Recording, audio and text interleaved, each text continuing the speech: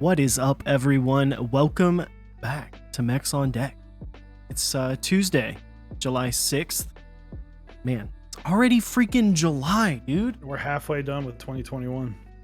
Yeah, Halfway and some change. a little bit. It's weird. Bit. Dude, weird. it is. Although I think there are more days in the second half by like 5. So I think like the 5th is actually. So yeah, it'd be about halfway. How Yeah. are you, man? You had a 4-day weekend.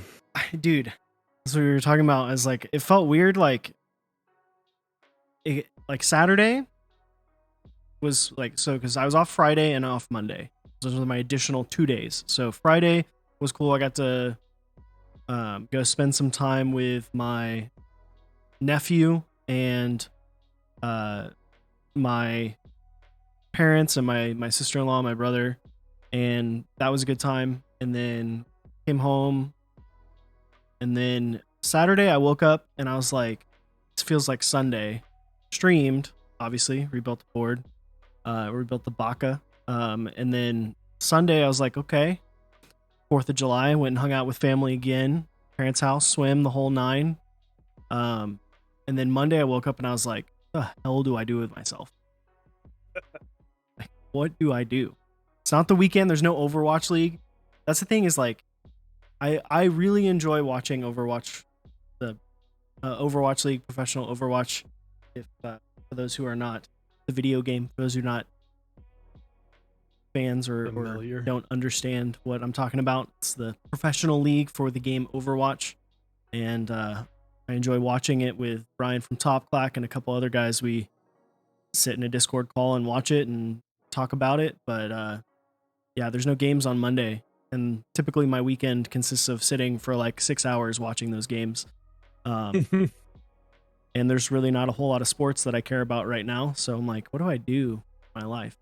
So I played Overwatch like all day, because there you go. That's all I do apparently, is play Overwatch, talk about keyboards, and go to work.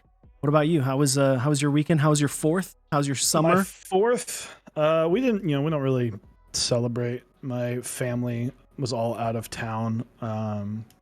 So you see a couple fireworks show. You've seen them all. We heard them because we're by Kaboom Town. Not as close, but we're definitely close enough to hear it.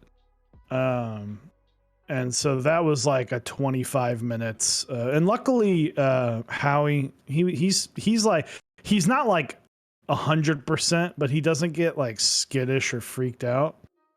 Or anything like that. He's just like, he won't go outside, that's for sure, but he's totally fine. But fireworks cause more problems than solutions, and the only solution is, I guess, people's enjoyment to celebrate the country. But the fireworks and situations, as it scares dogs, it scares wildlife, it screws up wildlife, it can cause PTSD, all that stuff.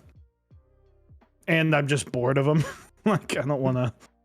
Yeah, and then of course you have the idiots that are popping off fireworks at 2 a.m. and 11 a.m. That was, yeah. Because Anubis gets scared. Anubis gets really scared of fireworks. Like, he's not a big fan. He's not a big fan of thunder, lightning. Like, he's got a thunder coat that I put on him in storms, because he shakes. And so, like, all night, Saturday night and Sunday night, he was just not about it. He was not about the fireworks, and it was going until 2 a.m. both nights, and it was annoying.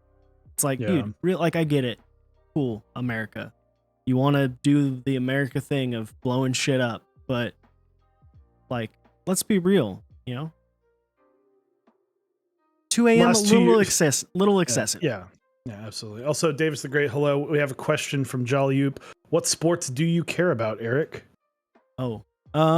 So I'm a big fan of college football, specifically Oklahoma Sooners football. I just like college sports, like college football a lot.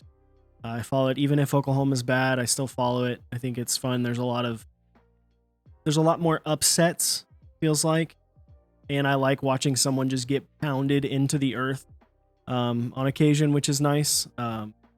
Doesn't really happen in the pros very often, so watching that happen in college is pretty fun. And then I also do like pro football quite a bit. And then other than that, not really a ton of other sports. I used to be big into basketball, but not really anymore. Yeah, Dirk really. I mean, Luca's great, but like he's not Dirk levels of awesomeness quite yet. Yeah, true. Maybe not with like the city.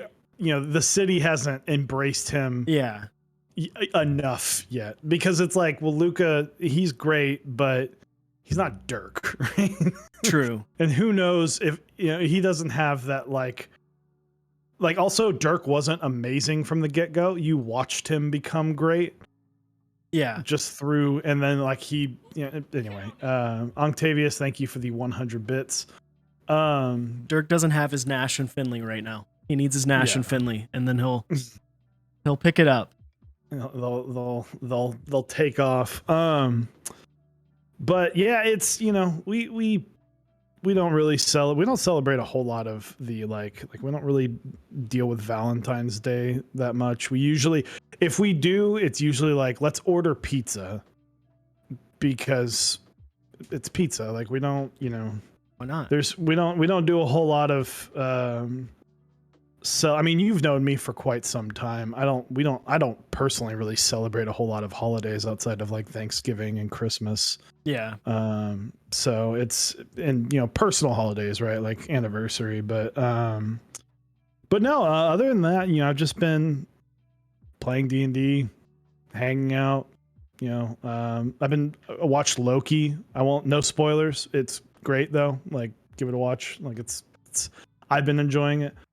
So for those who are people, we're just chilling and vibing tonight. We're just gonna see where the conversation goes. We might talk a little keyboards.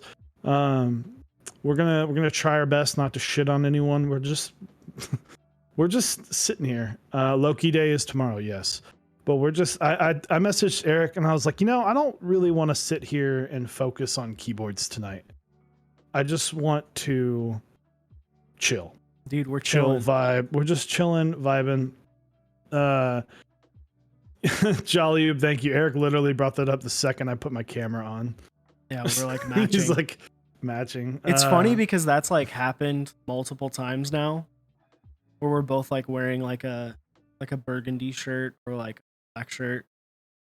I don't know if it's been noticed as much, but we just have that. Keep a tracker. We have that vibe. We don't talk about this. I didn't go put on this shirt.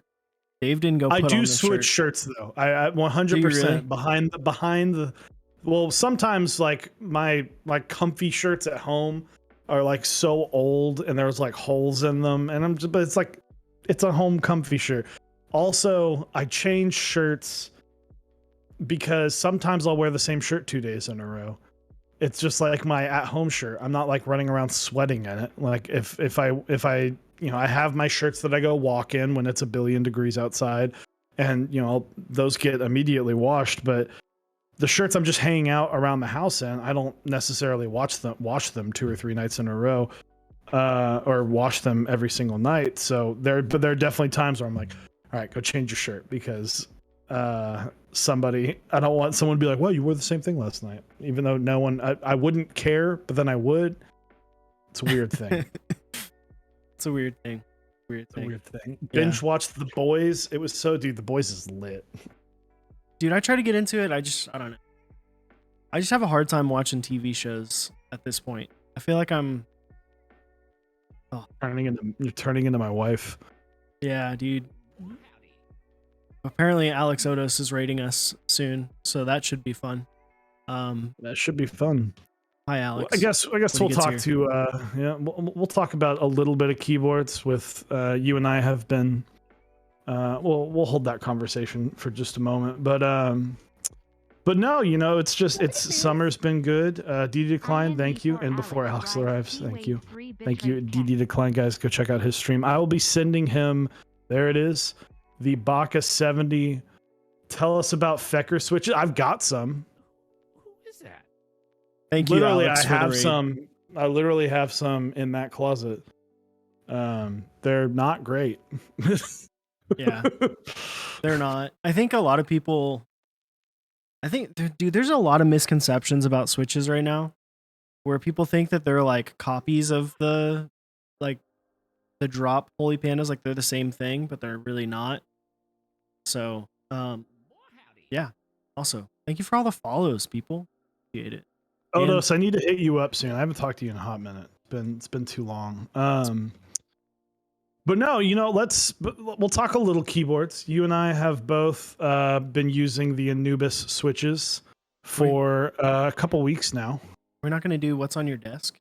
Oh, what's on? Yeah, okay. Well, what's on your desk? Go off mine.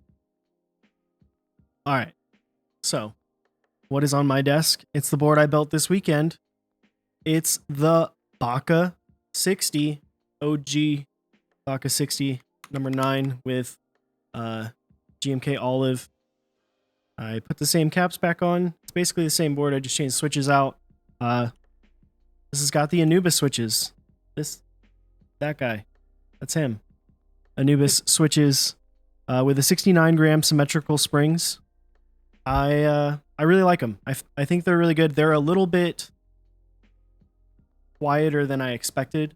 And I think that's kind of the general consensus between a couple other people I've talked to, is that they expected them to be a little bit pingier, a little bit, not pingier, that's not the right word, a little bit brighter, a little bit louder, but they're not. They're pretty nice. Like they're relatively subdued. They kind of grow on you too. Yeah. So for me, I didn't get mail, but I did buy a plant. Ooh, succulent. I got me a nice succulent at Trade. My internet don't know. What? Wait, did my internet go out? We're back. We're back. Okay. I cannot wait for fucking one more fiber. Week, right? Not even Saturday. 5 days. Saturdays, yeah, 5 days, baby. Little F, just the baby. Just a little F. Baby F. So I don't. For those who don't know, what I look at, you know what? Here, let's have some fun. Well, since this is kind of a whatever stream, I'm gonna take a picture of my setup of what it looks like right now, and send it to you. And we'll have a little show off of what we see if for those interested. Take a picture of my... Okay, I'll take a picture of mine.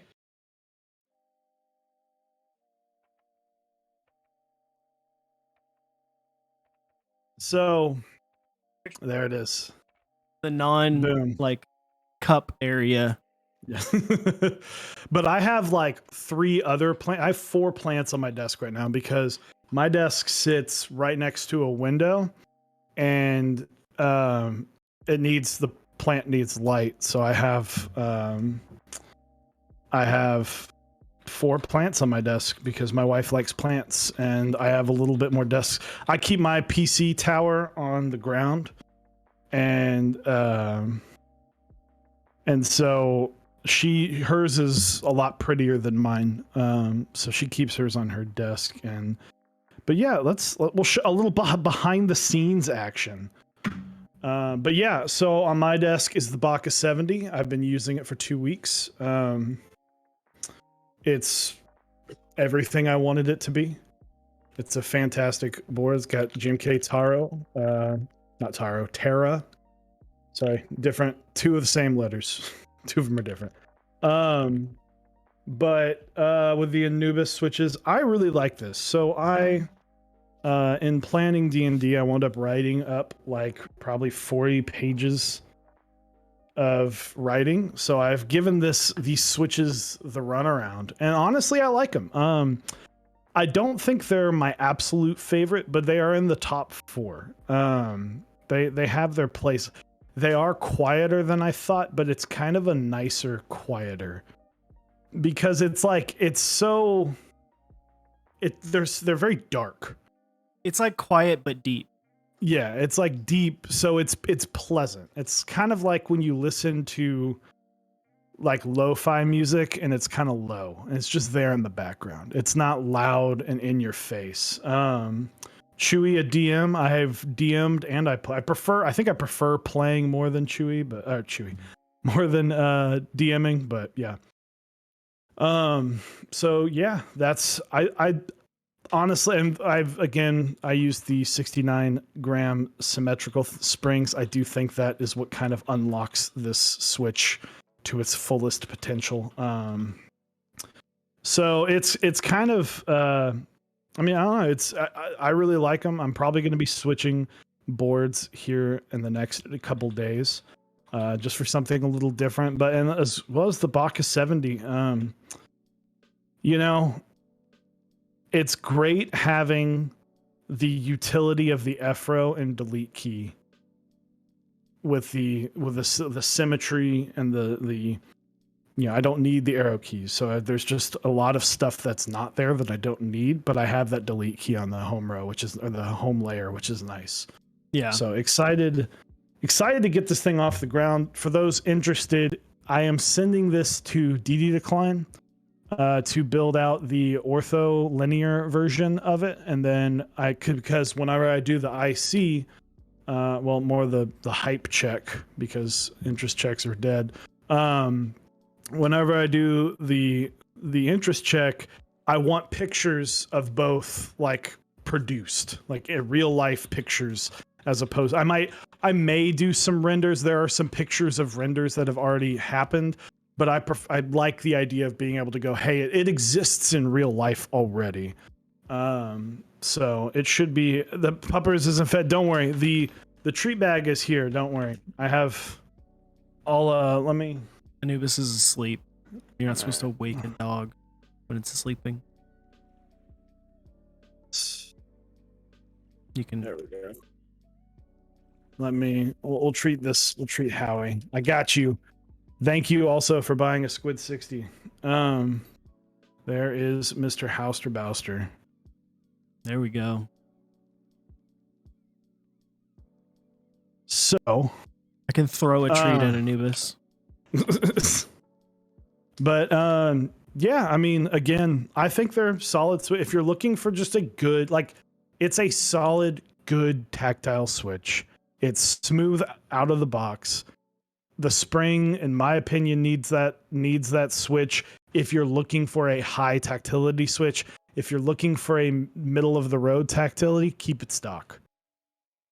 So yeah, I think my full opinion on the Anubis. The sound is good. It's a little dampened, but it's pleasant to listen to. It's snappy when you have the spring swap. I didn't lube it. Didn't think it needed it. Yeah, I didn't lube mine either. I think the spring swap really, really helps it. I think it makes it into a much better switch. I did lube the springs, by the way. I did lube the springs as well. I think that spring swap does wonders for the switch. I think stock, it's still a really good switch. It is a MoU black stem, which is why there's the claim that it's the most switch it's the most like is the MoU black, but it's a completely different housing, so it's obviously going to change. Yeah, GPL 105 on the springs. But yeah, it is literally a MoU black stem in a full nylon housing. So it's the only thing that was changed was the color. So yeah, we'll get into it. Reviews have been coming out. They've been mixed as all things are, right? Everything is. Do you want to show these setup pictures? Oh, we'll first? show up the setup. We'll show up the setup, and then we'll talk about. I did one of mine as much as I like. I'm not one. Yeah, I did it. All right. So this is what you see, Dave. This is Dave's perspective while we're streaming. So yeah. Tell us a little bit about your setup. My setup. So for those who don't know, I use a Go XLR and the RE20 microphone. It is clamped. I usually just swing it off to the right. That camera stand is so because I'm behind a window, that actually sticks a little bit further. It's a 30 millimeter on a crop sensor, so it's most similar to a 45 millimeter, and it's a bit far away. I mean, it's a solid 3 feet away from my face, so I have to like stand up to adjust anything. I've got 2 lights with big shields on them. Thank you to Eric. The overhead stand, I have the arm. I take the arm off when I'm not using it, but got my plant set up. Currently rocking the space themed desk mat from Kinetic Labs. Yeah, I try and have it to where it's easy to set up for streaming, but tear downable enough to where, like, when I'm using day to day, I don't feel bogged down by streaming equipment. And that was something whenever we started that I was annoyed that I either had to, I felt like I had to leave everything out, which really bothered me, having it all, kind of in the way when I'm just trying to like play video games. So now whenever I am not streaming, the camera goes into a drawer off to the side and I put my lights up, and everything else is kind of in a way. And when I'm building, there's a couple more things that come out, but I only do that every other week. So Chewy's plants, it's my wife's plant setup minus the succulent, which is mine. So, which is, yeah, it's a fun setup, and I try and keep it as clean as possible. I don't really like a messy desk. So let's see yours. Yeah, so mine, the rest of my desk isn't really messy. It's just I've got like 2 cups on there from drinks from lunch and dinner That today. angle. Also, I've got Big Chew on the monitor on the side. That's what you get to see. It captures that and then crops it out. And then I rock my 2 monitors on the hydraulic arms. I like it because I can pull them back and forth for when I stream. I can just push my monitors back and have my full desk. I do use my keyboard at that angle. That's kind of the angle that it sits at. Sometimes it's even more vertical than that. But I use, someone asked what mouse mat is that? It's the Zowie one. There's like 2. It's GSR, I think is what it's called. It's a Zowie GSR. The webcam, the reason that the webcam is there is so that Dave can see me. Yeah. Because the way that streaming works is I can't have my my A6500, which that has the 16 to 55 G Master lens on it. I can't copy that from for Discord and for stream. So I have my Logitech C920 is running to Discord. So if you're ever in a call with me and we're streaming, you see the wonderful quality of the C920. But yeah, I'm not a big fan of desk pads, like for myself personally. I use one at work, but at home when I play predominantly video games, I like the Zowie GSR. I want to buy a new one because this one's kind of gross, and I've actually like burned it in a couple places from doing desoldering. But yeah, my desk setup's pretty simple. I got some Tannoy speakers that I bought when I worked at Guitar Center, and yeah, other than that, it's pretty simple. Not as clean as Dave's. Things are a little bit more messy. I got some lights. You can see kind of my lights going, but yeah, I got my napkin stash from food when I either go get delivery or takeout. I keep a stash of napkins on my desk because you never know when you'll need a napkin. Dude, I've got my napkin drawer. Well, it's part of the drawer, but yeah, who buys napkins? Don't buy napkins. Just go grab a handful from a restaurant. Because my thing is, like, even if I go out and get food for lunch, I live so close to my work now, I'll just take it to go and bring it home. So I'm just like, napkins there. Boom. Because it's happened twice now. I spill a drink on my table. If you weren't here on Saturday, I've successfusly figured out how to ruin a Bauer PCB with a glass of wine, and I wasn't even drunk. I just derped out and dropped it on the board, and now that one doesn't work, so I have to figure that out. But yeah, pretty simple setup. I do typically keep it somewhat cleaner than this, but yeah, the other rest of the desk is just like some drawers. Yeah. So yeah, hopefully we get that PCB fixed up because Bauer is too lit. So So it's been a few weeks since the launch of the Anubis Switch. It came out the 19th. So it's been 2 weeks. Let's see. It's been a little over 2 weeks, and they have been out. I hope for anyone who has purchased them, they are enjoying them as much as we enjoy them. We've had a mishmash of reviews. Some people like them, some people don't. Guess what? That's keyboards. People are going to like things and people are going to dislike things.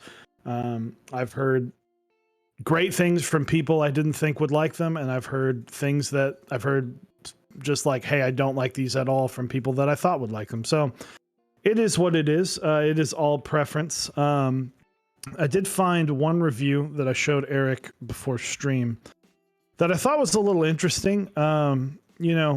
All reviews, a lot of reviews are a dime a dozen, right? It's all preference. It's hard to me. And I don't want to take away from like someone like Theremin Goat, who does a lot of like scientific review of like, this is why the Switch would act this way. And there's a lot more like, to me, that comes across. He does include his opinion, but it also includes a lot of like, this is why this Switch is this way. Other reviews I just see, it's like, oh, let's just talk about the feel. It just like a typing sound test. It's hard to describe how something feels, and until you try it in hand.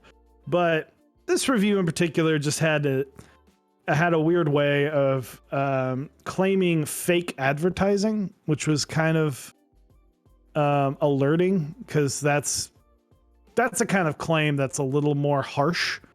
So the person claimed that we had said, they said it's false claiming for us to say that this Switch is similar or closest to a MoU Black.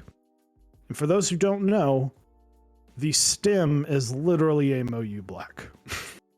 Yeah, it's just a recolored MoU Black stem. Like, in reality, the Anubis Switch is basically a MoU Black in a nylon housing instead of a PBT housing with a slightly lighter spring. Yep.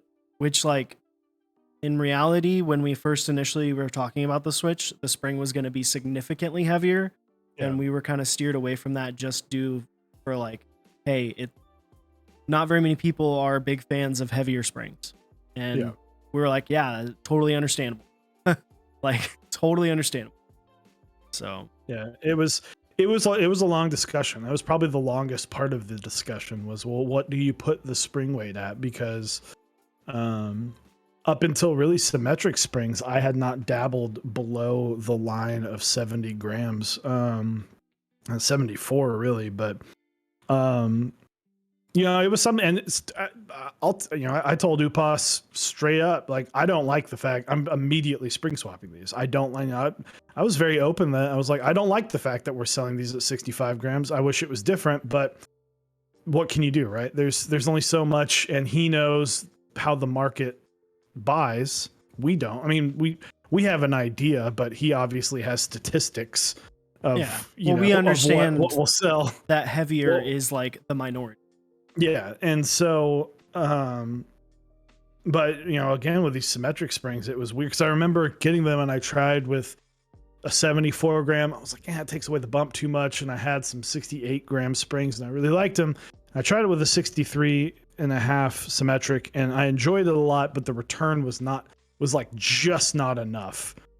And I knew Eric had 69 gram symmetric springs at his place. I was like, I can't wait to take these over and try them with that, because I bet that's going to be, Eric even said from the get-go, he's like, I bet 69 gram symmetric is going to be the best for this. And we walked over, I handed him the switches and was like, hey, let's I didn't give him any of my opinions until he tried them.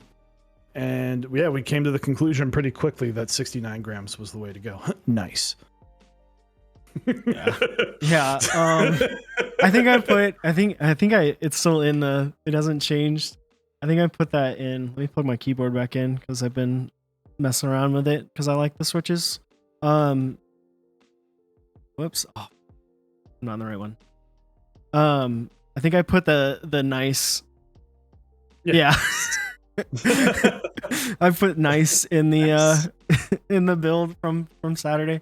But no, yeah. I mean, yeah, people are obviously entitled to all their own opinions about the Switch, but I think it's just one of those things when you go like, "Hey, false marketing." It's like, dude, it's not false marketing. It just is what it is. Like we can't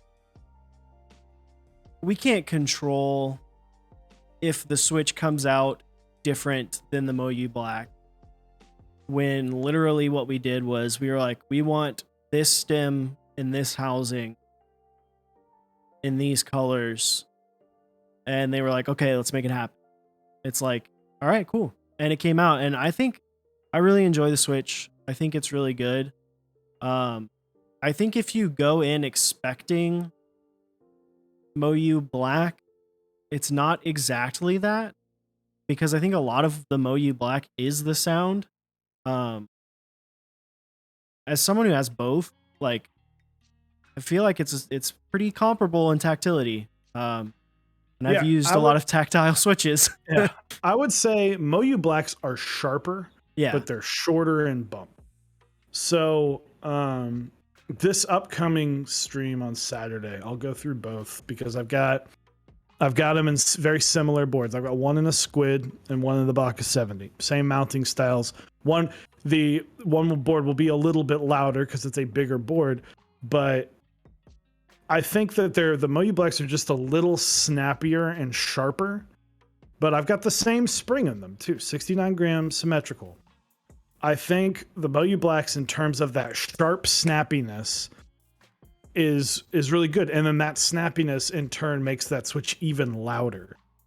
Yeah. Where this is more of a rounded bump, and if you like that rounded bump feeling, because I feel like, you know, on one end you have like the Kale blueberry switches, the Novel Keys blueberry switches, where it's like all sharp.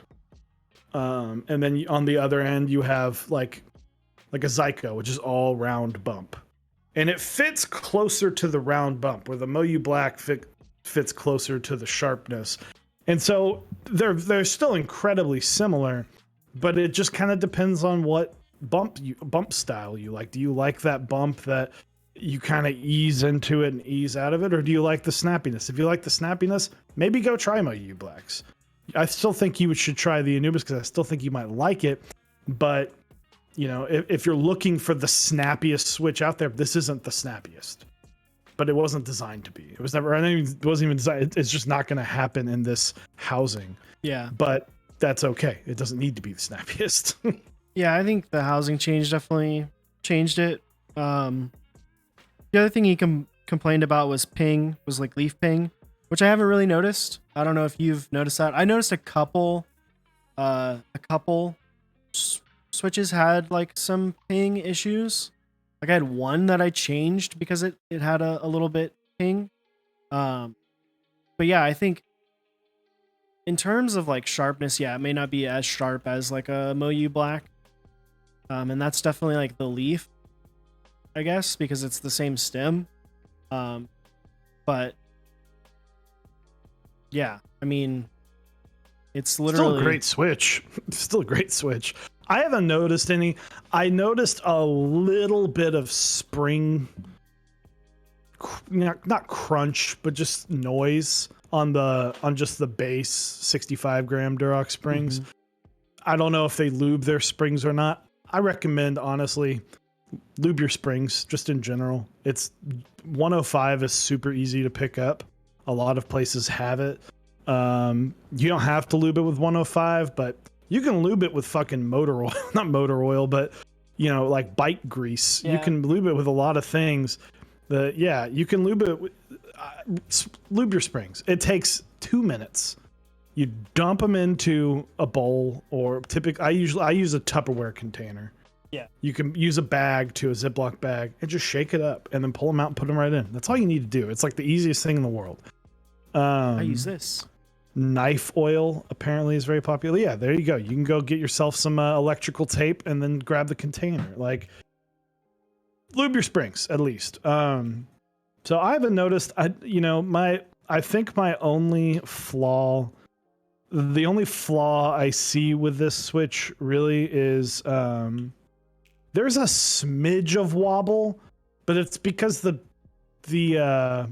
stem and the housing weren't like made in tandem with each other. I mean, And it's I also think not that's and bad wobble. it's not bad. It's just I think it's just that's just what you get from long pole stems. Like Holy Pandas have it, Zycos have it. When it's just it's not like fucking was it copper speed switches? Okay, that's like It's not like- even a fair comparison. It's like a rocking chair, but like it typically is something you get with long pole stems where it just rocks a little bit. Where if you take something that's not a long pole stem, it won't rock. So It's way better than a Zyco. Got my iron out. yeah, right now. Zycos are Zycos are hilarious. I mean, it's better than like I don't know. I don't know. I think hey, yeah, like I said, people are entitled to their opinion. If they don't like the Switch, they don't like the Switch. Like that's cool. I wish that they would try the symmetric springs. It might change their idea of it, but I understand that there's a lot of people that don't want to do spring swap. They don't even want to consider a Switch if they have to make a change to it. And that's a fair point. perfectly fine. But I also think it's like, I don't know. I think it's a little bit of a forehead take to say it's false marketing when it's literally, it is this. It's the Like same thing. it's not like we're saying it's this and we're lying. It's like, no, this is what it is. This is what was, I mean, granted, if it's not, We don't know. we didn't know that because And we neither did asked for Upas Moyu because Black Upas, stem. We asked even Moyu Upas Black asked. stem. They said yes. And we asked in this color. They said yes. And then we got Anubis Switch. If they decided to do something different and it's a different stem, that's JWK. I like the Switch. I think it's good. I'm under the assumption and based on my experience with the Moyu Blacks, I think it's pretty close. I think it is the stem. I think the difference in feel is probably due to the housing and the leaf. You have to remember every part of the Switch changes it, not just the stem, not just the housing, not just the leaf. It's all of them together. Just like in a board, everything changes the sound. So yeah, Try out the Anubis Switch if you want to. Canakeys.com/mexondeck. boom. Full disclosure, we don't make money from the Switch unless you use that code. And we don't make a certain amount. We make, if you buy anything from canakeys.com/mexon and you use that promo, the /mexondeck link, we make the same amount. Consider using that link. It helps us out. It helps us continue the channel. But we don't make it, we don't make a personal profit from the Switch. And so that's what I'm saying. Honestly, give it a shot. If you like if you're looking for something new that is a tactile Switch that I do think is smoother out of the box than Salmon switches and the Neapolitan switches and basically anything from the Texie lineup, I think they are smoother out of the box. And that's one thing Durock and JWK has been doing really well lately, is making good, just out of the box switches. When you look at something like a Lavender and the Anubis switches, they're solid out of the box and they only are going to get better. Yeah. So Also, the plural of Anubis is Anubis with apostrophe afterward. Talking about a person, talking about a character, or not a character. We're talking about a god, as well as my dog. yes. But yeah, Other than that, how you doing, man? I'm good, man. I mean, like, I'm not trying to get like offensive. Like, cool, yeah.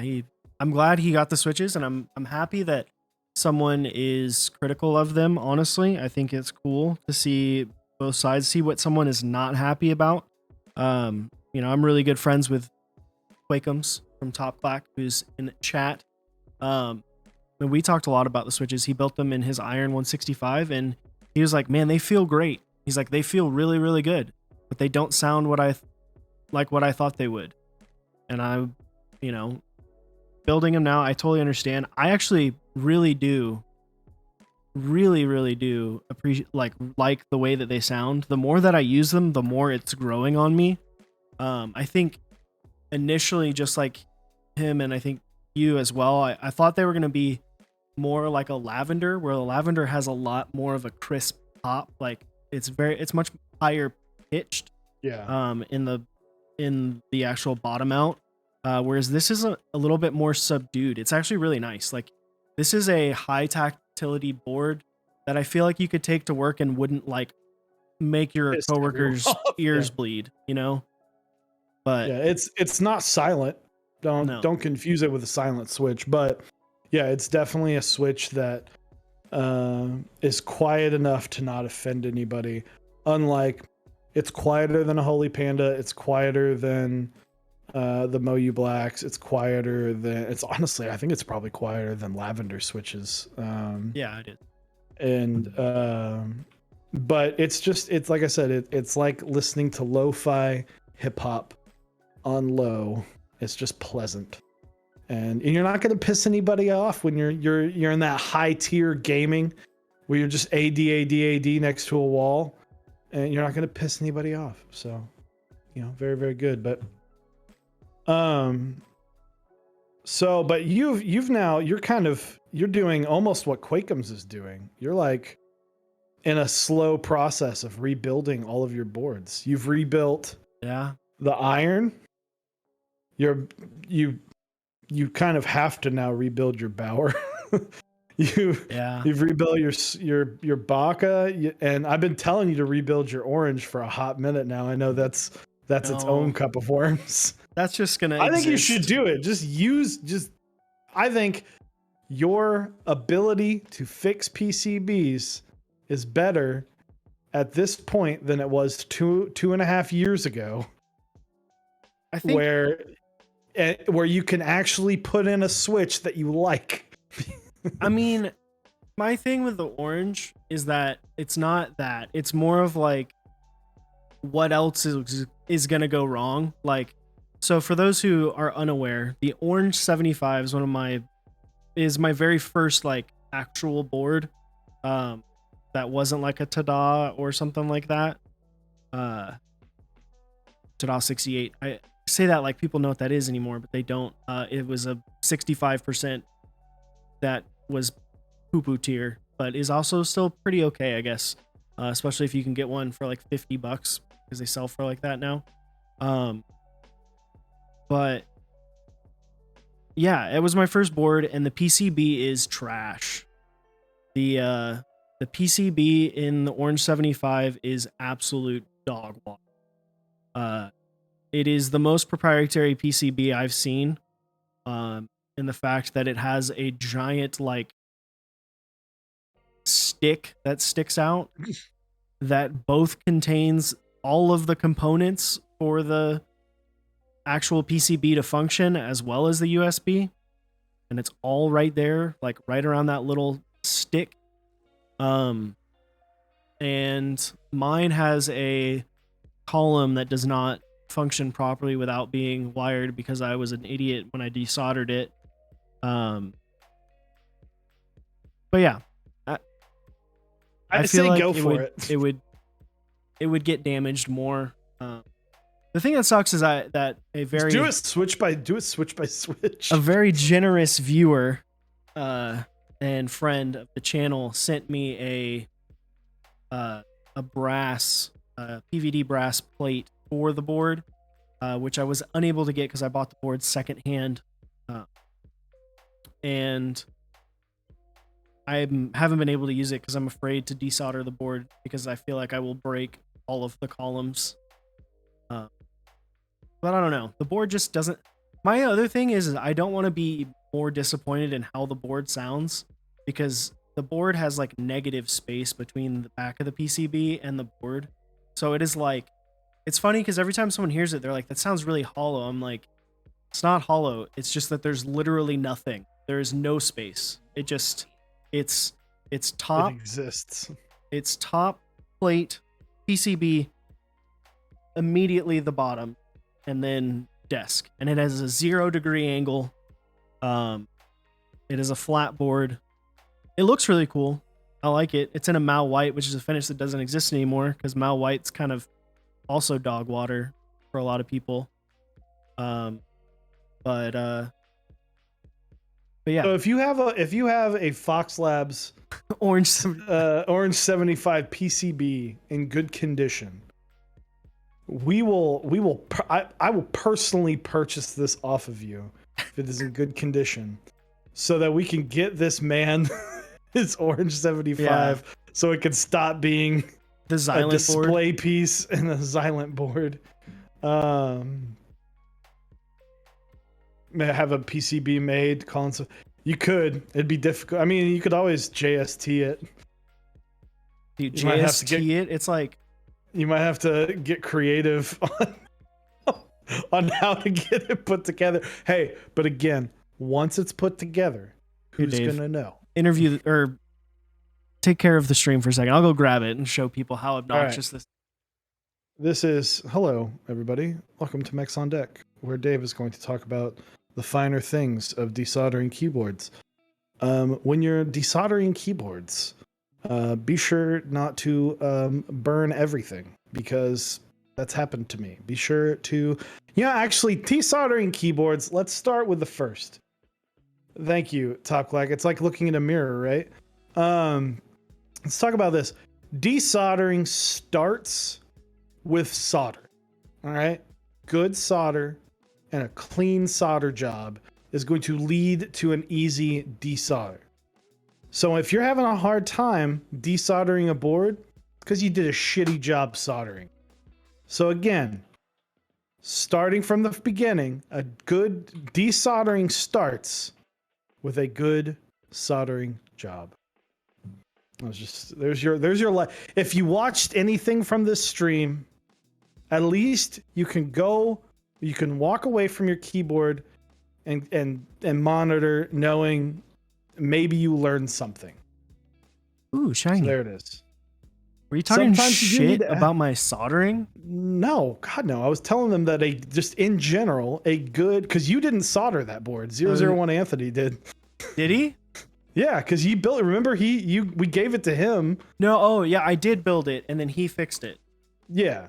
But it was built by someone else before I desoldered. Yeah. And I think it was built multiple times. I was saying, just a rule of thumb is a good desoldering a board starts with having a good, doing a good job soldering the board. True. So this is the Orange 75. This is what it looks like. Make me big. This is what it looks like. Yeah, it's got GMK waves on it with a shishi on it. I know it's sitting in a box. I understand. It makes people mad. Also known as the Pizza 75. Yeah, let me take it apart and then show you how obnoxious this PCB is. Waves looks nice. I mean,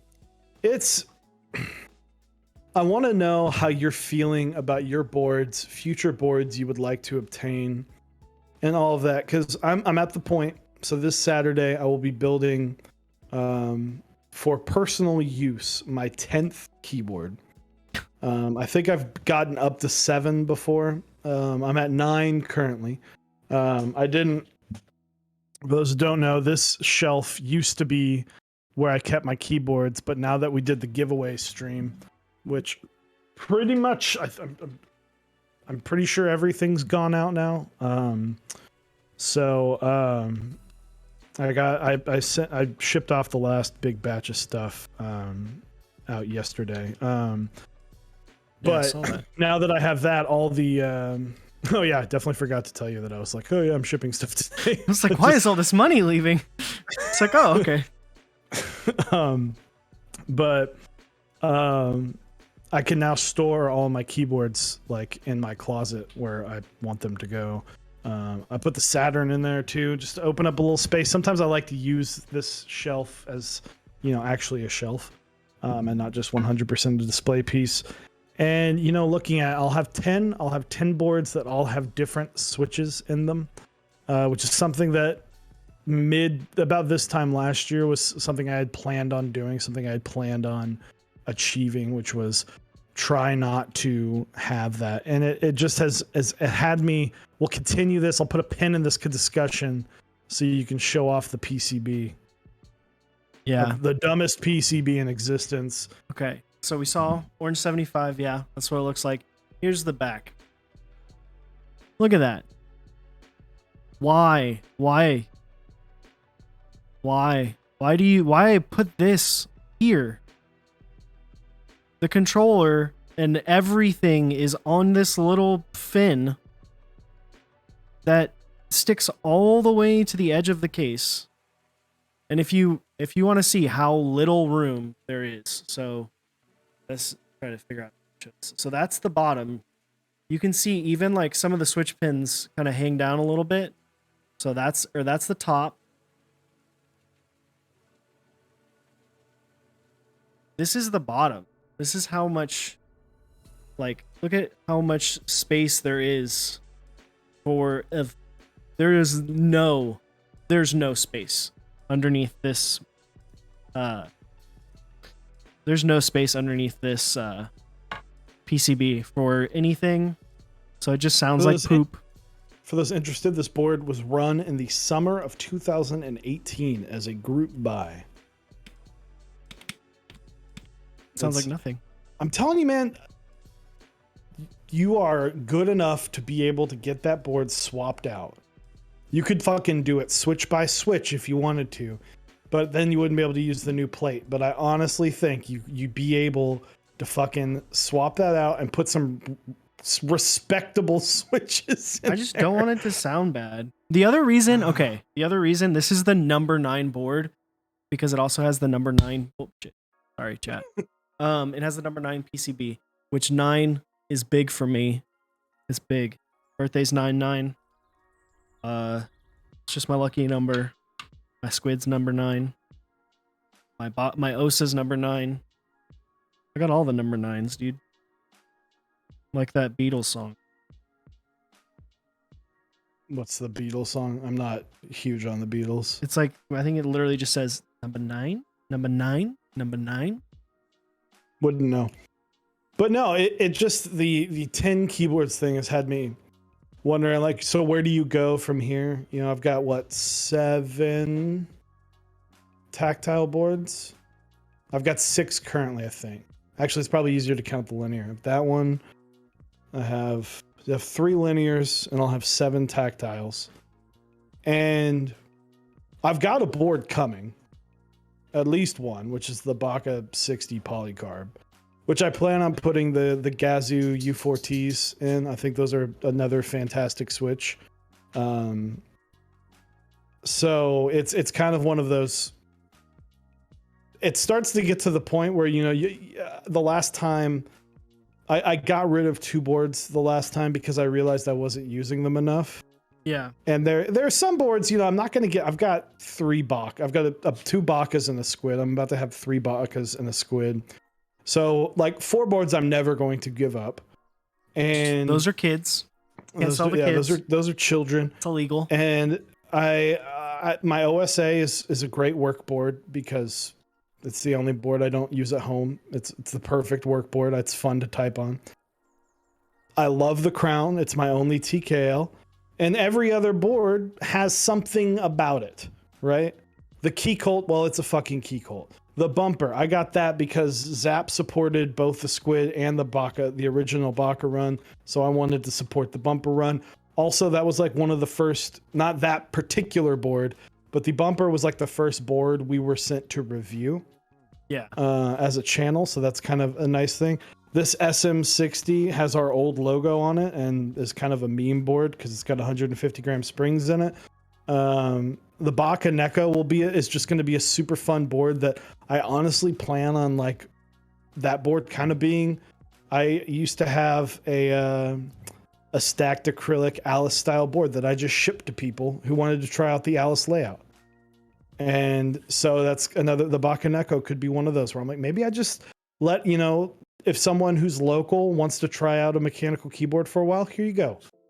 I'm not, you know, I'm putting Neapolitans in it. It's like, you can get this entire setup at Canon Keys, minus the keycaps, which if you want to get keycaps, they have keycaps there as well.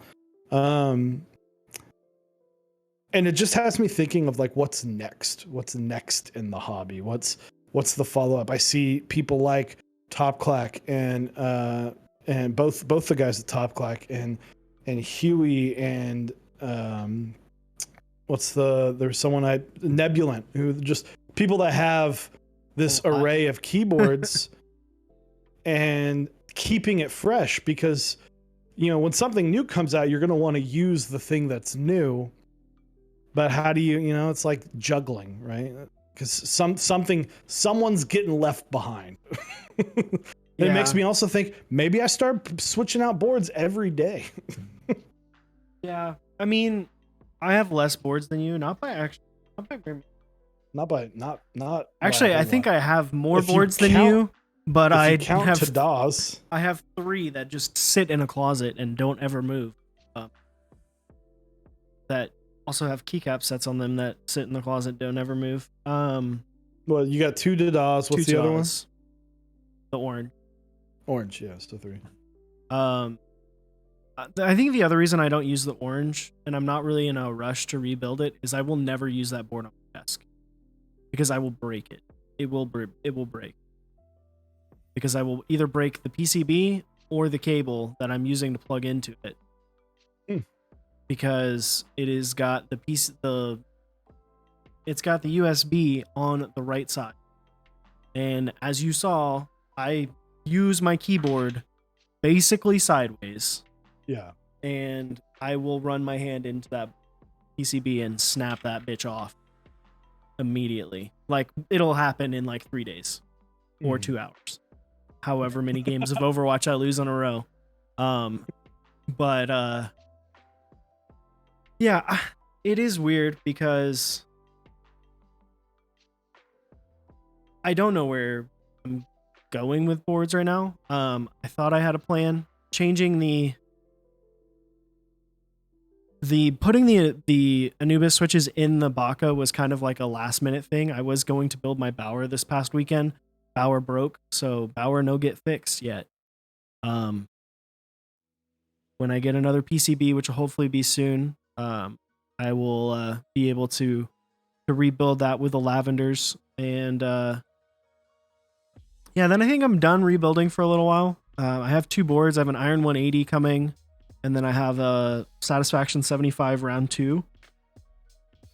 But there's nothing that really jumps off the page for me that I'm like, I need to buy this. Or like, I think the other thing is like, dude, this sounds like so not like conceited, but like such a first world problem in keyboards is like, there are so many freaking switches that are available, and like, it just makes me not want to try. It just makes me not even want to go into it, because there's just so much. There's just too much. But I don't know. Someone asked, Muisi.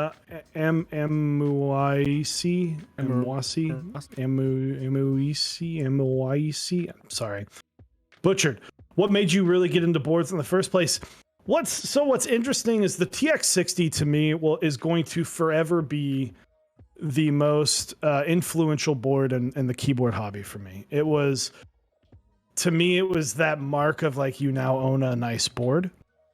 I got a gray TX60 HHKB. I put Hyperfuse on it. It's actually kind of a funny story. I want to bring up the picture that I sent the other day. The notepad I found with all the stuff. So Amu IC. Okay, Amu IC. Got it. I got that in gray. I couldn't wait to show Eric. Like, I got it built. I put Hyperfuse Origins on it. I was like, I don't like the way this looks. So I put that in a box, and I put Camping on it, and I was like, I love the way this looks. And that, at one point I owned 2 TX60s and love the TX60. And for those who don't know, I'm not, it's public knowledge that the Baka was designed to, I took the TX60 and I took what I liked about it and what I didn't like, and I changed what I didn't like. And specifically, my biggest issue was the plate. And I did like the fact at the time there were not that many 60% PCBs roaming around. And if they were, it looked like they got shot with a shotgun, because the PCBs used, what was it, Gigon? Yes. Which Gigon. was just terrible. Actual I hope no one ever has to use Gigon ever. I know Top Clack remembers, but terrible. It was basically a QMK replacement, and it was terrible. So that board was so influential, Gigon. and then I actually Gigon. She should be gone. Gigon. Should be gone. G should be gone. So it was kind of interesting because after using the TX60, I got another one in a standard layout. And it was probably the winter of 2018 going into 2019 where I realized I was like, I don't like a lot of these boards. I realized, and that's kind of where I made my decision. I didn't like HHKB and I did not like 65%. And so I wound up just saying, you know what, screw it. Let's just dump everything. Let's get rid of everything and basically start over. And it's been kind of a slow grind since then. And a lot of it is, well, this is a private group buy, and then this is this, and then this is this. And over the last 2.5 years, it's gotten to the point where, you know, I've got boards that I absolutely love. Like, I don't use my Squid 60 nearly as much. I'll use my Baka 60 more than I'll use my Squid 60. I did just recently change the switches, so that might change. But I got mine done in a special way to kind of commemorate the first full-on group buy that I did. It's more of an art piece, really. So there's some boards that I'm okay not using as much, but it's to that point. It's kind of to that point where do I go? There's one board that I have my eye on. I'm not allowed to discuss it yet. I've talked to you about it, Eric. I know I'm pretty excited about that, but it's taking a lot. I would love to have a full-size board. I love the idea of having a Numero, but it's not like my immediate concern. And that's the issue is I've been buying a lot of these switches and trying all these different switches and then being like, I love the switch. I want to put this in something. Fuck, what do I put it in? I guess I just have to get something else. But then, you know, group buys and all that stuff. So it's been a lot. Yeah. I mean, I don't know. As far as like what got me into the hobby, it was like the idea of like being able to customize every piece of it and being able to get something exactly how you want it, and then being able to reiterate that throughout your time, and grow with it. And that's like what I do. I don't purchase as much. Like I've purchased boards less seldomly. Dave definitely buys and moves through stuff a little bit more than I do. I kind of like, I'll buy like one or two things and I'll stick with it for a while and then buy something else and stick with it for a while. So then I just like, I have like the same boards. I just get more and never sell because I've sold one board since I got one board. So like 10. I sold a TX60. I had a TX60 in antique copper. We had matching ones. You had the brass. I had the I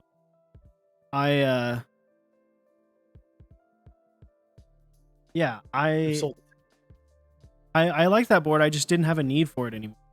And I was like, you know, I'm not really tied to this. It looks cool, but I have things that are better now and I don't really have a use for it, so I sold it. Other things just kind of have sentimental value, like my OSA. It is a private group buy. It was one of like 20 boards that were done, and it's just like it holds like sentimental value. Same thing with the Orange 75. It was like the perfect timing. Like it's got the cool story of we're on the couch, and I'm talking about how I want it, and then it's like there. The only board I think that, in my opinion, the Baka 60 is the only board I put on that same level where it's like, well, the Baka 60 was literally me sketching something and texting it to you being like, wouldn't this be a cool idea? Yeah. And then growing. The Orange 75. Yeah. Just boom. the night that Mechs on Deck was born. Yeah. It was the same day that Orange 75. I'm like literally sitting there talking about how I want this board, and I refresh Mech Market most recent posts, which this was like what 2018. It was 2018. October of 2018. Yeah. And I had just joined Lumina like a couple weeks before that, like a month or two before that. So I'm in Lumina group buy, sick, right? And then I see this and it's like, want to sell Orange 75 Texas. I'm like, where in Texas? He's like, Dallas. And I'm like, yo, me too. Can I pick it up tomorrow? And I did. Picked it up the next day, and yeah. And then it was like, I have had it ever since. But yeah, I don't know. There's nothing that really like excites me. I think I get excited by things made by friends at this point. Mhm. Like I want to support friends. Like because I'm happy with where I'm at with the keyboards that I have. Like I want to help the homies, you know, do better, and I want to support friends' projects. Like I like supporting friends' key sets, friends' boards, you know, doing what I can. I put you down for a Bach of 40. No. Let me rephrase that. Supporting friends' projects that I like, that I'll use. But no, like, I don't know. I mean, yeah. Get a thinner custom PCB to get more space in, even cutting into the aluminum, Cerakote it to get more space in there. Yeah, I mean, I'm not like in a rush to do a whole bunch of stuff to that board. Like, I appreciate it for what it is. That's the thing, is I really do appreciate that board for what it is.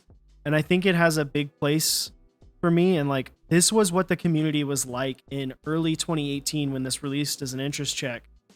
And like, I can say, look at this, and then look at this 2020 board or this 2021 board and see like, this is what 3 years of progression has done to the community in terms of where we've come from design, the way things are sound, the way things are finished, like what's important for a board.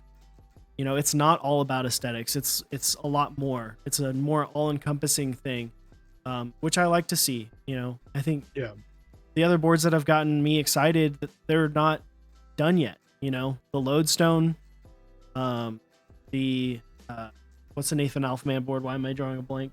The Evolve. Like, those are two boards I'd love to have.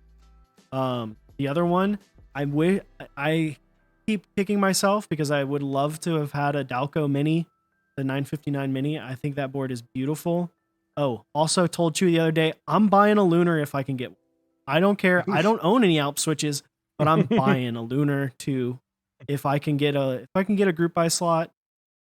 There's only 100, so I'm probably going to take an L because I don't know how to use bots, and I don't really want to try to use a bot, so I'm going to try not to take an L on a Lunar 2, but I want a Lunar 2, and I'm going to build that with some Alp switches that I can hopefully find for not a bajillion dollars.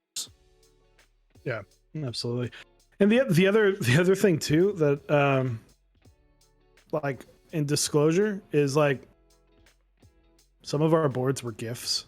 So it's you don't want to give those up. Like, you don't want to give up a gift. Yeah. Or you mean I can't sell I can't sell this birthday present you got me? You have to, if you get it, you have to buy another Iron 165 with the money you get for that.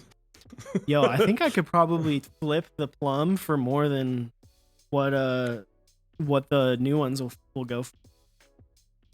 Probably. I won't do that. But the Plum's best. They're like gifts or were obtainable through circumstances not typically given to other people because of friendships we've created. you know, where that's a situation where it's like, well, yeah, I don't want to be a dick to and you know, burn a bridge because I sold something like the Saturn 60. The Saturn 60 was a gift. That was 100% a gift, and I appreciate it to this day. It's a very fun board that I don't know if I would have purchased otherwise. You know, Eric and I are in the nice spot where we get to try a lot of things and maybe try things that a lot of people might not get the chance to try. And especially like through COVID, you know, where there weren't meetups, we got to try a lot of stuff. So, you know, when it comes to gifts and, you know, circumstances that allowed us to get certain boards, you don't want to burn that bridge by then turning around and selling it, right? You know, but then again, and then also you don't want to like, well, I'm not just going to give it away to someone. Yeah. Because that's throwing money away. So it puts you in this weird lock where a lot of the stuff you have, you're like, I can't do anything with this. Yeah. So, and then I just, you know, if I want a board that is slightly different, I'll just fucking make one at this point. Like, yeah. And I don't think that me not wanting to buy a bunch of different things like I used to, or not even really wanting to be as invested in looking at Geek Hack every day and checking all the group buys out. I don't even think I have Geek Hack on my like toolbar anymore. Yeah, I don't think that's a bad thing. I think I'm just like, I'm happier in where I'm at in the community in terms of like the things that I have. I know the groups of people that I want to support, and I know that if something comes out that like is going to be like really cool and will be for me, I'll hear about it, you know? Yeah. Like, I don't know. I'm just comfortable with where I'm at, and I feel like I've got a lot of really good boards. I got a lot of key sets on the way, so I don't know what I'm gonna do with that, all of them. I got a couple boards that I'm really excited for. That's where it's gonna get really interesting with keycap sets. I'm like, man, some of these you're gonna have to start making some tough decisions, or start just. It's, you know, for us, it's good to have at least one around. Like minimal is that one for me, and I've got Modern Dolch is finally going back on a board. It's going to go on the Bakaneko. It's been a minute because I had the Singa for the longest time. Dude, Top Clock's right. I do want to at least build Yawnworks board, like a F1 8X. People talk about that board like it's fucking God's gift of keyboards, and I want to try it, and I want to I would love to at least have it for a couple weeks, you know, possibly. Yawnworks is so hot right now. Yeah, he just did the frog. Mm-hmm. So let me get this real quick. Switch. We got a treat of the puppers.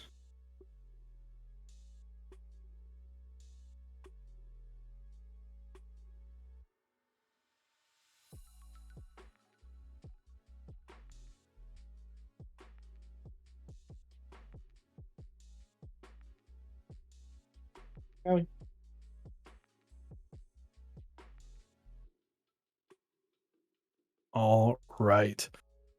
So yeah, and I, you know, if I can give any amount of suggestion, if anyone is feeling that awkward like burnout of this hobby, is like, know what you like and know what you don't like.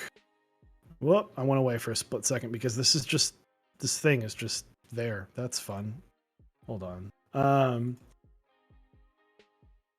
Some boards, understand that some boards are great for a time, and then maybe it's okay to pass on, right? Like 3 boards that I've sold in the last year-ish: Austin, Singa, Fiel. Loved all of them. They're all fantastic boards, but sometimes, like, understand things are new. You can enjoy the fact that you owned them and then move on. And there's always going to be new cool shit coming out. And And support people that deserve being supported, and but also spend your money wisely. So if you guys have any questions, we're here. We're just vibing and chilling. If you have questions, ask us anything, whatever you want. Can be about keyboard. Honestly, ask us something that's not related to keyboards. Buddy the Elf, what's your favorite color? There it is. So if you guys would like, ask us something not related to keyboards, we'll be happy to answer to the best of our abilities. While you guys are typing, I'd like to give a shout to our awesome sponsors. We got OmniType. You can go to mexondeck.omnitype.com. GMK Symbiote, I believe, is only going for like one more day. 13th or 9th or something 13th, like that. Something along those lines. So for whatever reason, that's not working. But anyway, Kinetic Labs, we'll go to Kinetic Labs. You can go to kineticlabs.store/mexondeck. The Whale keycap set is coming out soon. You can also go pick up some awesome switches over there. The Hippo Linears are a fantastic switch. They've also got the Salmon tactiles over there as well. So be sure to check that out. Cannon Keys, you can go to cannonkeys.com/mexondeck. Cat Lucky Jade extras are there. I don't know how many are left. Looks like some of the lesser used items are there. The alpha and mods are sold out, but there's some other stuff there if you want to maybe add a little pizzazz to some of your current keycap sets. So go check that out. GMK Foundation running right now. They've got lavender switches. They've got Anubis switches. They've got lots of cool stuff over there. So be sure to check out cannonkeys.com, as well as the Brutalist series mid-range keyboards. Extra cool stuff there. Project Keyboards tomorrow. GMK Bingsu Round 2. One of the top keycap sets of its time. Very, very awesome keycap set. So if you're into that kind of mahogany, purple, wine, red, purple, brown-ish, all over the place of that shade of the color spectrum, pick up GMK Bingsu Round 2 starting tomorrow, running through August 8th on Project Keyboards. And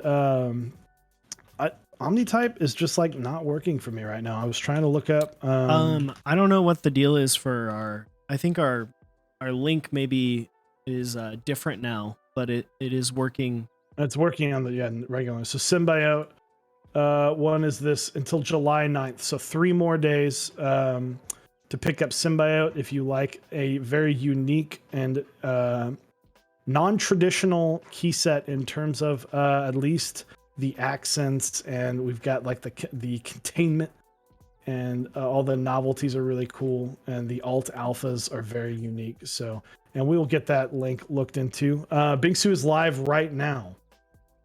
Okay, well, at least on the website, maybe Project Keyboards, it was a little off.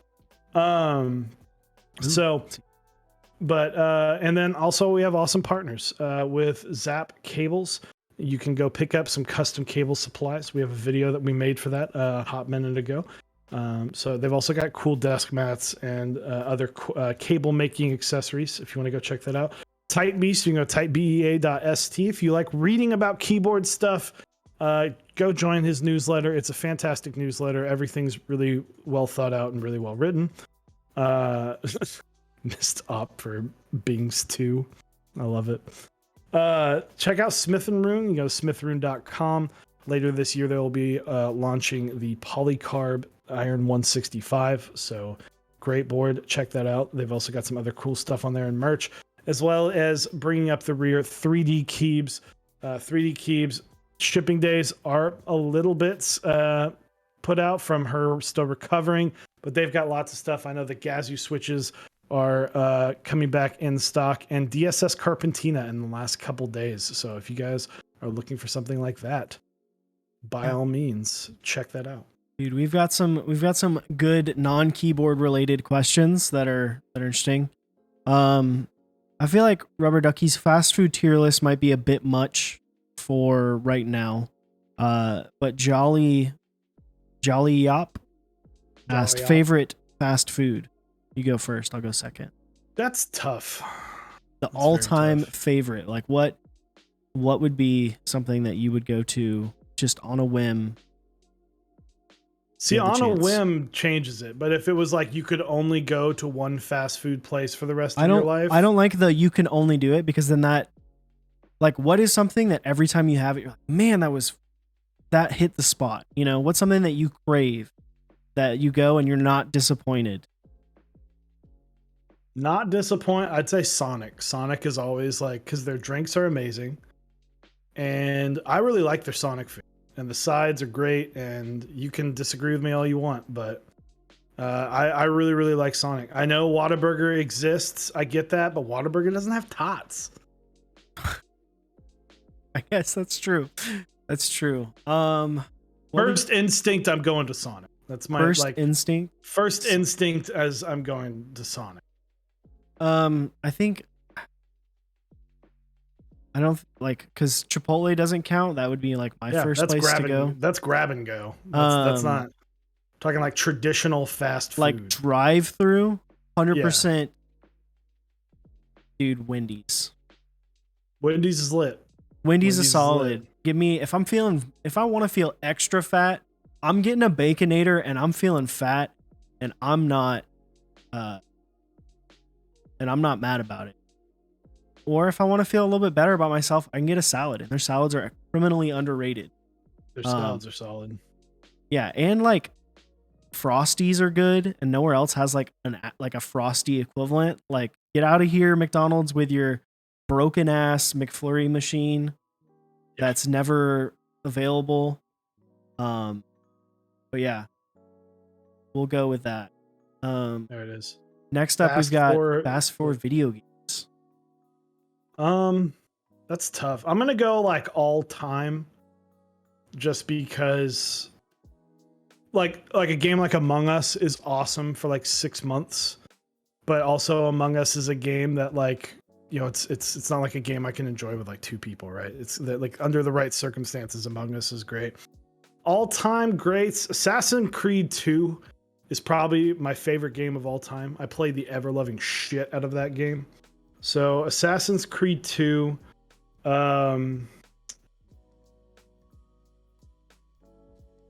probably Counter-Strike. I really, really liked Counter-Strike. So Counter-Strike, you got to give it up to the OG top-down Pokemon games. And the next is probably a toss-up between a game called Neverwinter and Overwatch, which, I mean, Overwatch is a fantastic game. So For me, far and away number one, Overwatch. This list is so I'm so shocked. This list is so skewed for me. I wasn't allowed to have like a true game system growing up. So like my experiences with video games was either like really young, and like the game systems we had at my daycare, which is going to be funny because one of the games we definitely shouldn't have had at the daycare. But I didn't really start playing games, didn't really play game at all until I bought my computer, and I started playing Overwatch, which is number 1, and CSGO, which is number 2. Like, those are the 2 games that I fell in love with, not only from like a just playing them standpoint, but also like understanding them from a deeper level of like looking at like VODs, like going into a map and just walking around and trying to figure things out, and like trying to do like a deeper understanding of like how to get better at the game, which I think is really fun. Like, I really enjoy playing Overwatch. I really love, like I said, watching professional Overwatch and Counter-Strike. I remember like one of my really fond moments of like gaming and esports is the time when we were watching Cloud9 win the major, and we were in a Discord call together, and Yeah, it's like oh my emotional. God! Yeah, Because it's the first, like, we're witnessing history, the first time like America that was a good day. had That was a cool won day. a major. Like, that was sick. Yeah, But the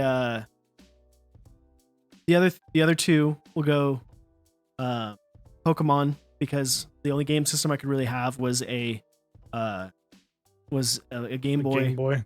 So Pokemon, I had both red and blue, and then I had Ooh. gold and silver, which I don't know why my parents bought me both, but they did, like, every time. I think they thought they were different, but they're not really. There's like a couple the different, greatest marketing scheme of all time. dude, right?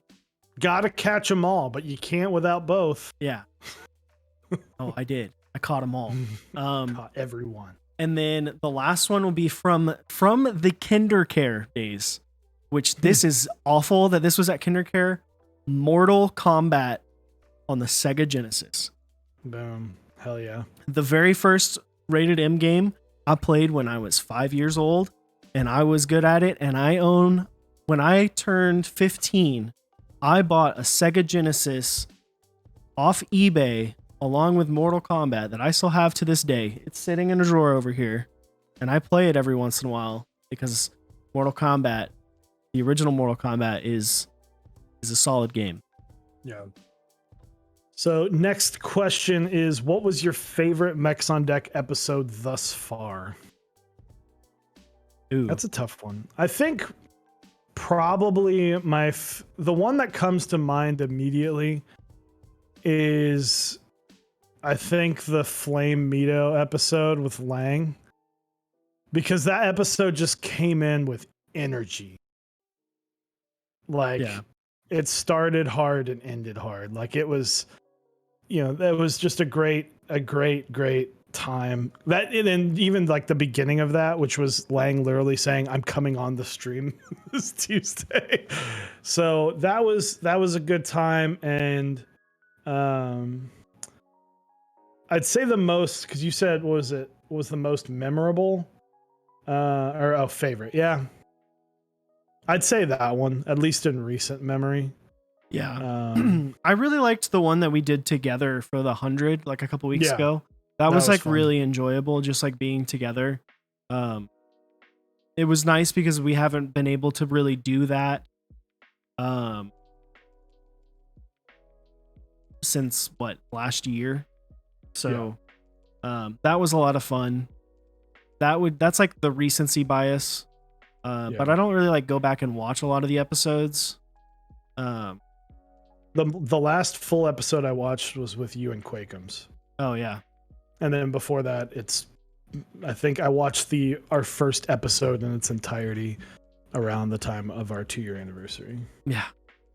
Also, I think Jolly Up has a question for me. He has a burning question for me.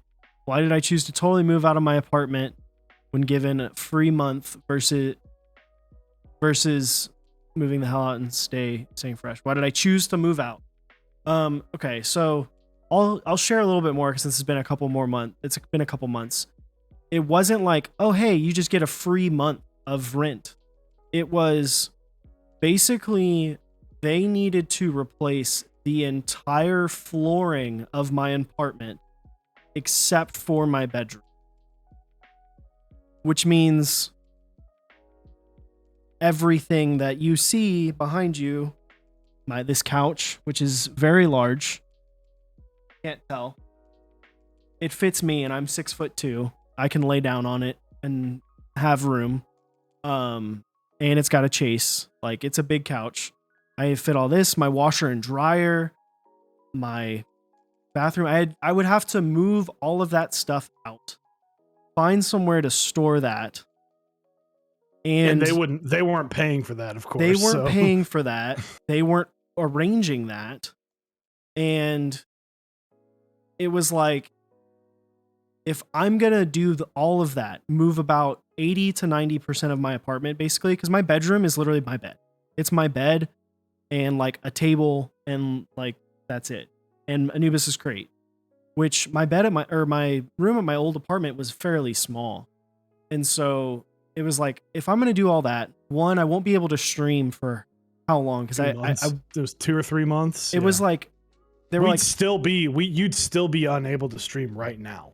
It was like, they said it would be at least 6 weeks. And they were like, when I asked them, well, because they were like, we're going to tear out all of your plank flooring, your wood plank flooring.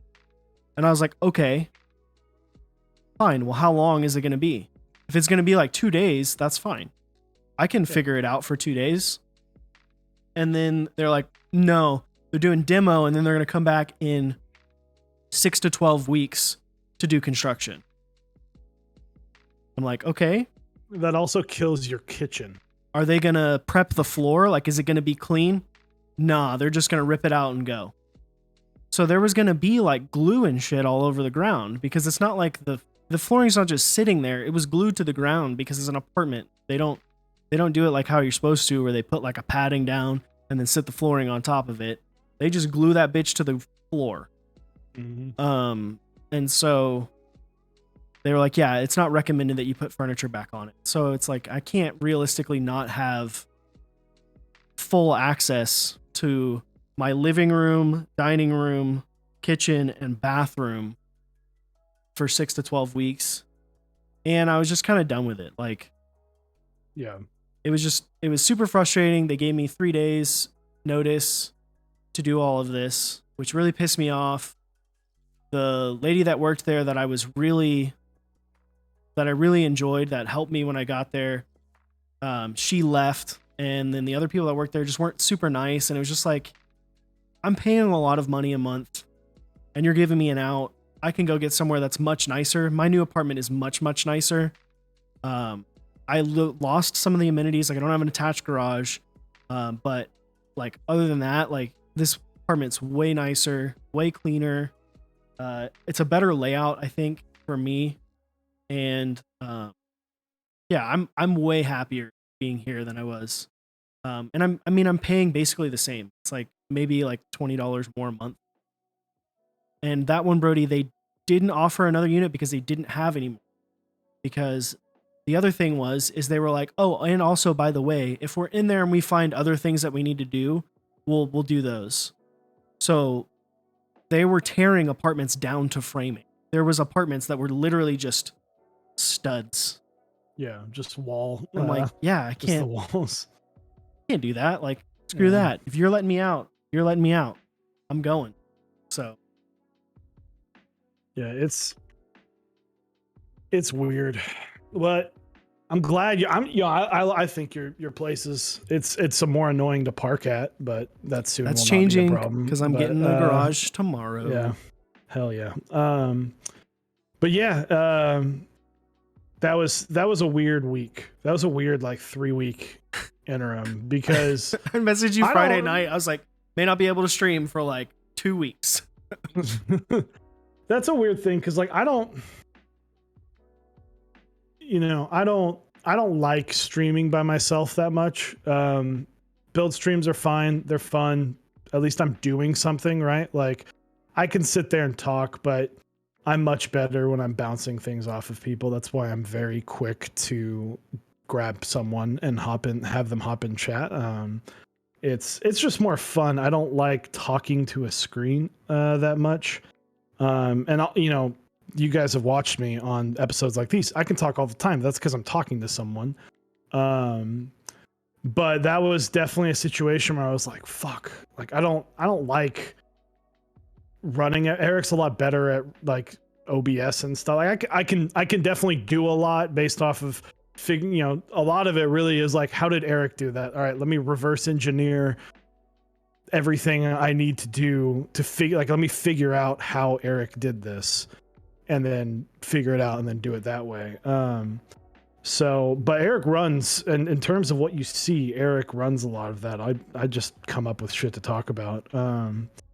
And so when I remember when I heard that, I was like, God, I don't want to have to run the stream for like 2. So I think there was one day where I was like, no, I'm just not going to do anything, because again, we go back to this topic a lot, which is when we switched how our entire mentality of streaming, which is, if we don't want to stream and we don't think we can give a good stream, we don't owe it to anyone to give a bad stream. We owe it to people to give people a good stream. And if we don't feel like we can give that, well, then let's just take the night off. There are some nights, let's call it this time. Let's just relax. And to the viewers, you guys have been great and understanding about that, because sometimes you just need a break. You know, I love sitting here and talking about keyboards, but sometimes you just need like a couple days of just like relaxation from not streaming. It's fun, but it's also mentally taxing because there's a lot to consider and do, and you know, it's a performance. I talked about this. I've been going to therapy since February now, and I talked about this a lot with him. It's a performance. It's still going up. Going to work is a performance because you can't 100% be yourself. You have to be a specific version of yourself that is, you know, front facing. You can't just kick back and do whatever the fuck you want. And while I would say Eric and I's personalities are, you're basically getting what you get, I just speak up a little bit more, and Eric, I think, tones down the cursing some. Dude, I'm pretty toxic. Like, um, not like so, super toxic, but like, yeah, I curse a lot. Eric's fun. Eric's fun to play games with from time to time. So it's, you know, it's one of those things where when you're performing and you're performing, especially when you're working and performing, sometimes you just need those mental off days of just like, I need to like click everything off.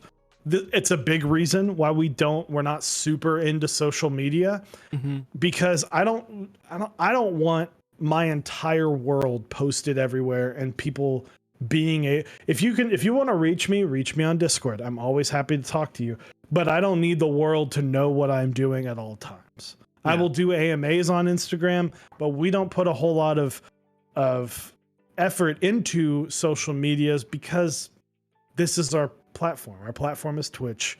We have an Instagram, that's the other big one, and then YouTube is where everything that's on here goes. Yeah. And Keep Noob, I'm probably more. I don't know. Keep Noob's getting there. Dude, I like when we play Overwatch. When I play Overwatch with Brian from Top Clack, like we'll win a game and everyone's like GG, and I just type a question mark, just like what? Like really? That was it? Like really? Like how dare you come into my game? You know, someone gets DC'd. I'm like, yeah, get the fuck out of here, little bitch. I'm toxic, dude. It happens. But Daliop asked, whose place is better, yours or mine? Yours is bigger by a lot. I mean, this is our second room. Mine's more modern, just because it's newer. It's like they're different. You've got a nicer kitchen set up, but it's just different. I mean, my oven is a convection oven. There you go. I realized that the other day. Yeah, it's just mine's like. It's just a newer apartment complex, but yours is a lot. Yours is built more like this apartment is in a city. Yeah. Where mine is more of like, this is a nicer apartment in a suburb. You have like the family apartment. Yeah. I have like I want to live downtown, but I also don't want to live downtown. I live in a mid-rise is what it's called. Yeah.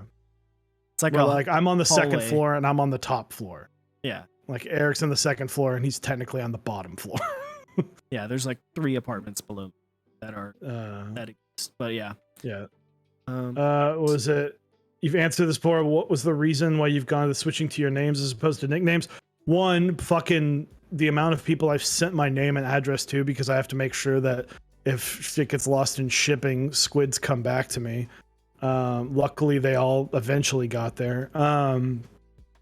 But it was just one of those things where it's like everyone already knows it, and you know, it's like Chewy's a fun nickname. I think I'm still going to get used as Chewy.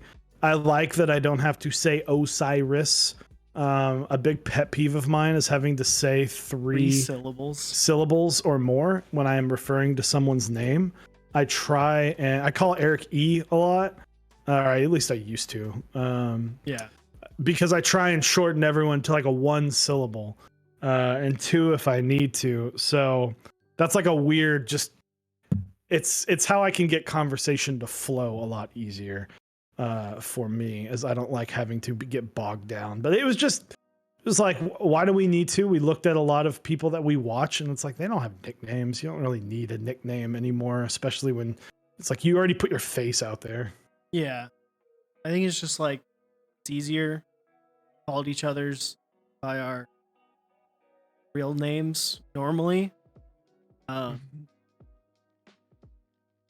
yeah, I mean, Yeah. it's just easy. It is still weird to me because I feel like for most of my life, I was not referred to as Eric. So the more as I get older that I'm referred to as Eric, it's uh, like not that I'm uncomfortable with it, but I mean, I used to normally Nah, get called by Charlie. like my last name. So Yeah, that was in high school. That's why I called you initially for the longest time. yeah, Because at a Guitar Center, it was usually just by everyone's last name. because there's so many Erics too. So Yeah. and my last name is like I'm the only one in Korea other than my Yeah. family. Gonna find you on Facebook. Good luck. Don't have one. Oh yeah, you Deleted don't? mine a long time ago. I still have one. Just I still because get my weird with the mom Mister. makes me. 100%. That fucks with me at work all the time because Mister? I work at an elementary school. So I don't go by my first name at an elementary school because there's a psychology behind being in charge. And if I went by Mr. Dave, kids now think, oh, well, I'm just this friendly guy that I can be friends with, which means I can get away with stuff more. No, I'm not fucking about that shit. I'll be friendly with you, but call it sadistic, but I'm like, you guys need to know who is in charge. And if you guys are calling me Mr. Dave and being friendly with me, you're gonna try and do shit because kids are devious, and every kid is going to put. I was a kid once. Everyone here was a kid once, so everyone's going to try and push that boundary as much as they can, and I'm not about that shit. Yeah, that one gets me. And then of course, I hear it. It took me a while to hear it and not think of my dad. So. It's weird. I don't get called by Mister and my last name or really at all. It didn't happen for me until I worked at a school. Yeah. And it's not going to happen at a whole lot of places until you have kids that are like in their, like, Yeah. you start interacting with kids. Yeah, and I don't have kids or a girlfriend / wife to have said kids with. But yeah, I don't know. I get sir a lot, but that's just because people are polite. Sir? Excuse me, sir? Oh. Sir. But yeah, I don't know. It's funny to me when someone gets weirded out by me calling them Mr. or Sir, or like they don't want to be called that. I'm like, why? I'm not. To me, it's how you approach it, right? If someone comes, I've had the situation where someone fires back at me. I am not that. You call me this. I'm like, Yeah. Now I'm gonna call you Mister because you're an asshole. Like, Because now you're treating me like an asshole and talking down to me. When if you had just been like, hey, if you go up to someone and go, hey, Mr. Osiris, and you go, hey, Eric's fine. You're like, oh, thank you. Like, yeah. Eric. But if someone's like, it's Eric. Mr. Osiris was my father. I'm like, okay, fuck off, Mr. Osiris. Well, I'm like, gonna call you that forever. I don't know.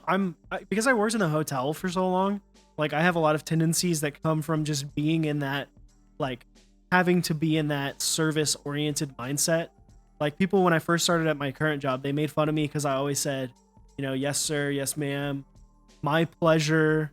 Like, I used words like inclusive or complimentary. Like, I use those types of words that you hear a lot in, like, hotels because that's what the last 4 years of my life was. Your brain was wired to be that way. And people would be like, oh, thank you. And be like, my pleasure. What's funny is people don't know how to respond to my pleasure when you're on the phone with them. They're just like, they say thank you again. And I'm like, bye. Like, all right. But yeah, it is funny. Let's go. Welcome House. Thank you for calling Guitar Center in Plano. This is thank you for calling Guitar Center in Plano, where we now offer music lessons. This is Dave. How may I direct your call? Dude. Rattle that off 100 times a day. So is there any? I don't think we missed any questions. Powerhouse, let's go. Tomorrow we're starting off our Keycap Designer Month. where we're bringing on 2 old faces and 2 new ones this month. So the lineup, we've got Langlandia tomorrow, and design multiple keycap sets. It's definitely going to get some hot. We're starting spicy, and then we'll cool it off throughout the month. We've got the designer of GMK Foxes coming on. We've got Neflock coming on, and we've got Mentorly to round out. Sorry, not Mentorly. Mentlodica to round out. We've got Mentlodica to round out the month at the end. So should be a fun month of just discussing. Keycap design has become such a unique thing at this stage. When we first started it, everything was kind of new and fresh. In the middle, it was, what are you doing with all these key sets? And now it's like, okay, there's so much. So that'll be this month. And then, so tomorrow, Langlandia at 8 p.m. Don't miss it. As well as this Saturday, I'll be building the Bakaneko 60 with Neapolitan switches at noon Central. So it should be a fun stream. And, we haven't rated Mech Merlin in a hot minute. Ooh, down. So I'll get that set up. So thank you guys very, very much. We're going to go raid Mech Merlin. Thanks for hanging out, and thanks for the awesome questions. It's always fun to get to talk about things that are not keyboards. Yeah, this was fun. It was fun to do something a little different. But we might sprinkle these throughout the year just for something a little different. Yeah, something a little different. But yeah, we'll wrap it up tonight. Closing up shop. We will see you again tomorrow at 8 p.m. Central with Mr. Langlandia. Bye.